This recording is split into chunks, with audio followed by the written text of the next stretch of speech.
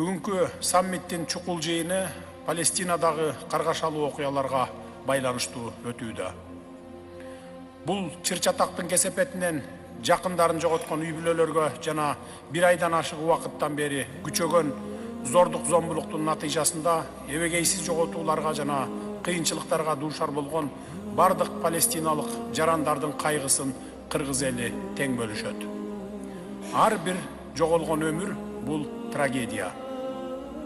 Өз кезегинде Кыргыз Республикасы Газа тилкесиндеги карапайым калктын азабын жеңилдетүү үчүн гуманитардык жардам көрсөтүүгө даярбыз. Урматтуу делегация башчылары, биз палестиналык боордошторубузга тышкы агрессияны жана бейкүнөө адамдардын өлүмүн токтотууга колдоо көрсөтүү, ошондой эле гуманитардык жардам берүү биздин жалпы милдетибиз деп эсептейбиз. Газа тилкесиндеги